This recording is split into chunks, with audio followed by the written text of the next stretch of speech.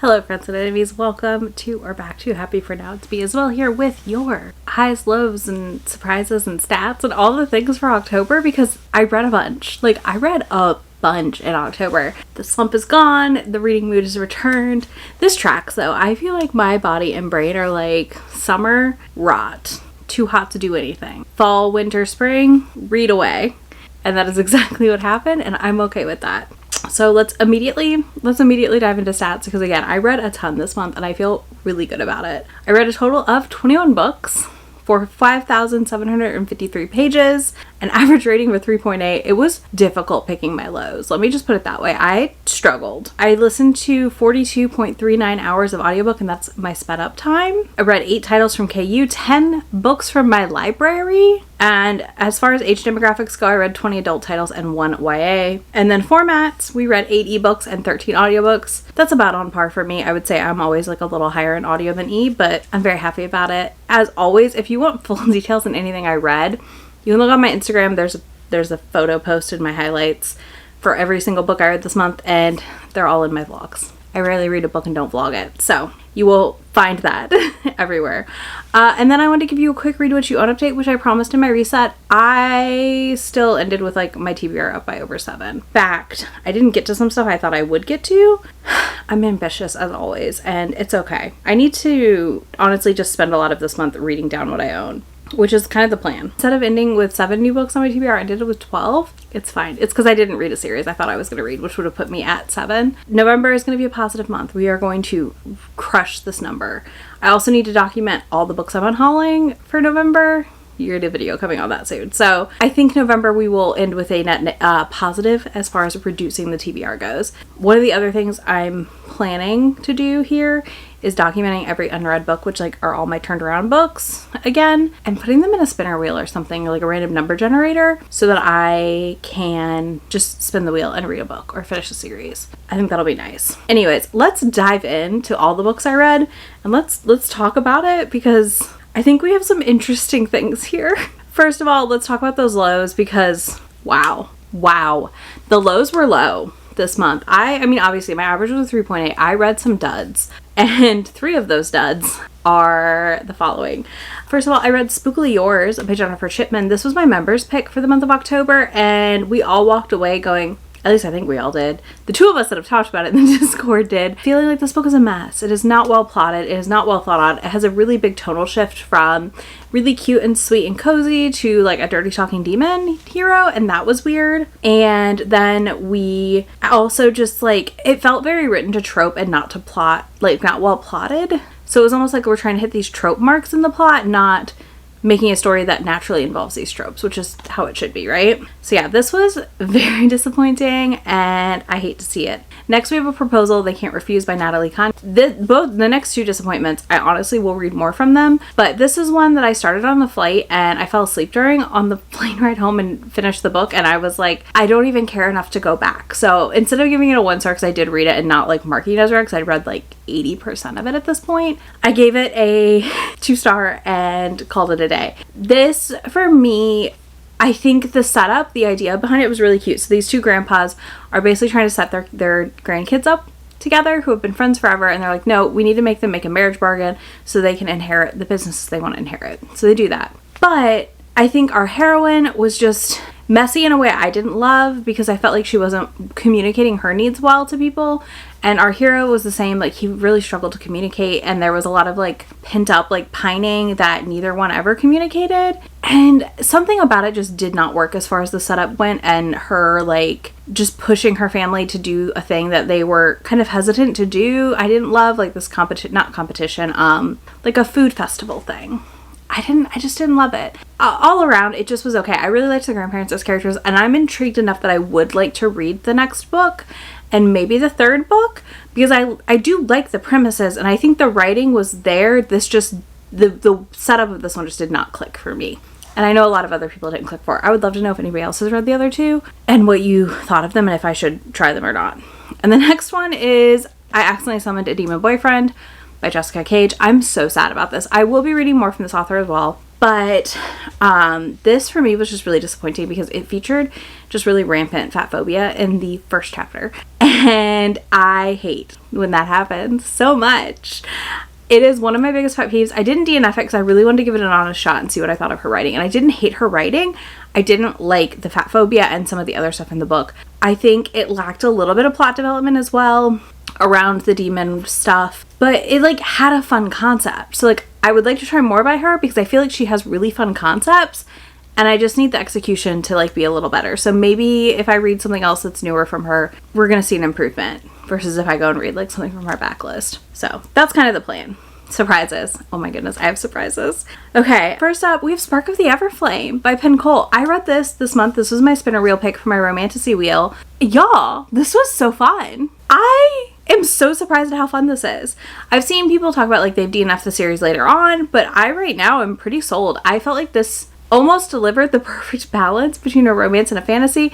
Definitely leans more fantasy though and less romance in my opinion. Book 1 I'm assuming is the heaviest because I've heard it's a slow burn after this. But I thought the world was pretty engaging and interesting. I thought overall like we were getting something a little better than I expected out of this. Because again, when things go viral or become really, really popular and get picked up to be published, I don't think they're always going to be bad by any means because there are books that are good. But you worry that this is going to be the one that like is the one that doesn't work, right? That was not the case for me with Spark of the Everflame. I left it happily surprised. I have already picked up book 2 in audio and will be listening to it at some point. I'm not in a like huge rush to continue, but I am going to continue it probably before the end of the year.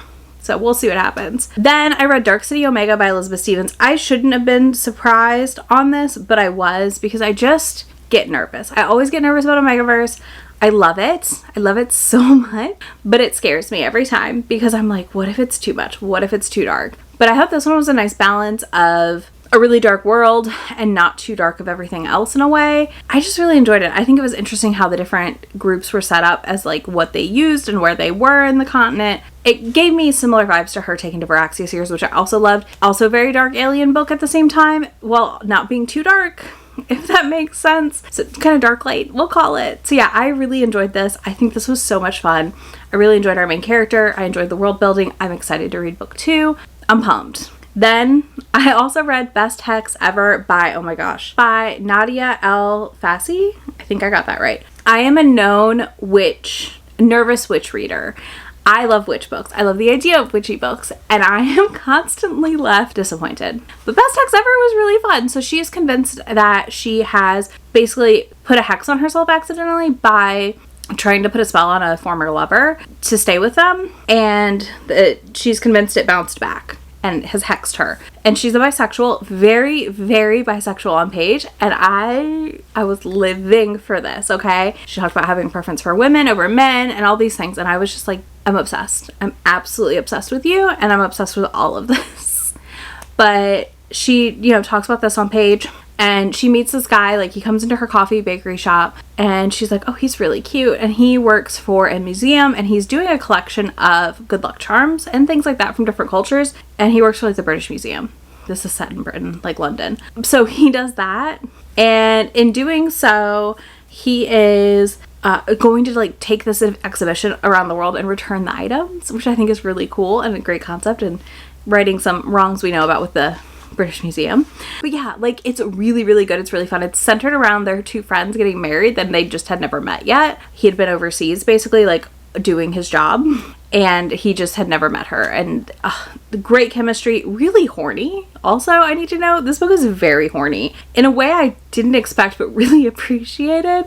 Because I think a lot of times you pick up books like this with these kinds of covers and you just don't know what you're going to get. And this was a fantastic one.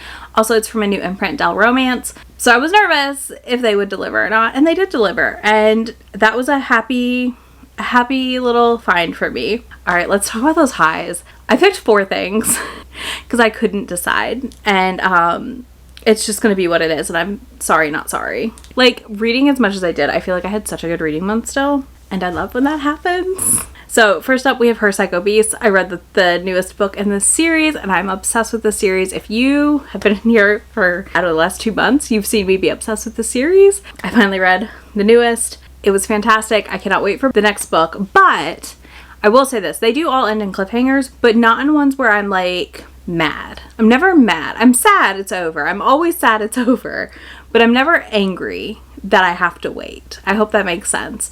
So this one does the same thing. Each book also focuses on a different hero love interest, so we get a lot of their backstory. So this one was a shark.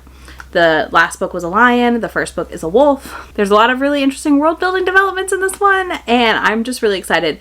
This is a Why Choose shifter academy romance kind of / mafia. It has all the things. Like, it hits all the spots for me, and I love it so much. But yeah, this was a fantastic time. It was such a high to read this and just like enjoy it and be able to enjoy it, like, and not have other things going on in my life. Then I also need to highlight, I'm not going to talk in depth about, returning back to hockey again. I've not read a ton of hockey romance in the last couple months. It's been summer. It's just not been in the mood for me. But I finally read Pucking Sweet and I finally read Delayed Penalty, and I loved them both. For different reasons. Pucking Sweet for me, I understand why some people it didn't work for, but I just love how we continue to build in the same world in the same timeline. And I really liked Poppy, and I actually surprisingly enjoyed the accidental pregnancy trope in this one. Definitely check your content notes here, but it was really good and I really enjoyed it, and I really liked getting to see our two love interests stories a little bit more on page as well. And then Delayed Penalty is a single dad out of nowhere because it's his niece and a nanny and this heroine who is a mess. Her life, she's a mess, but she's also been put down her whole life by her family, and like I feel like that played a lot into her not being able to figure out what she wanted to do, because even though like her parents did support her, her siblings were shitty. They were terrible. Absolutely awful to her. So I feel like that played a huge role in her ability to appropriately process things and like figure life out, because she was just kind of told she was an idiot the whole time. And I didn't relate to that part, but some of the elements of her being the baby of the family I definitely related to. But yeah, I really enjoyed it. But yeah, it was so fun to return to hockey books, and I'm excited to read some more here soon. Then we have a surprise that everyone will enjoy here, and a total tone break. I read a memoir this month, and that was The Third Gilmore Girl by Kelly Bishop. I had so much fun with this. She reads the book herself, the audiobook, so I highly recommend listening to it that way. It's very quick also. But I had so much fun listening to this. I did not realize the life Kelly Bishop had led completely.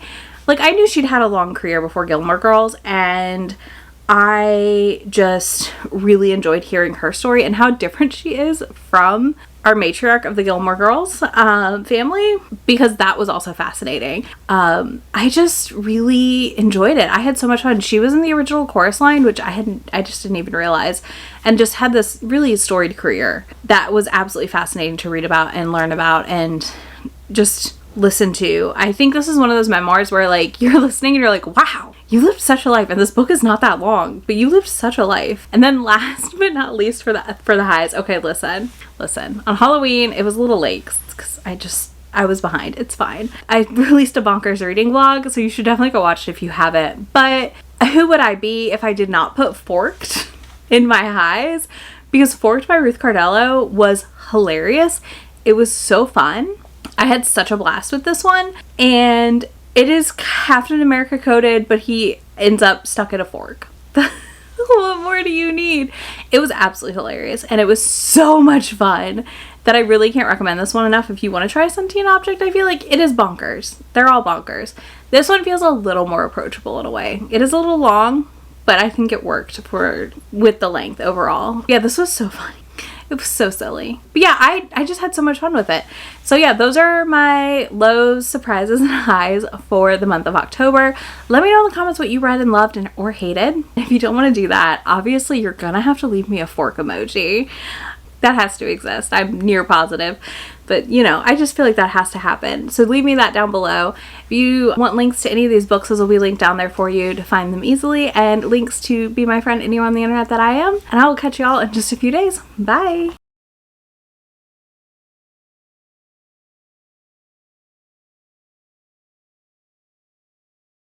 About to leave, already packing, come with me. I'm not really asking, we'll get away to a place where we don't know. About to see the world in action, what we can be, life with no distractions, we'll get away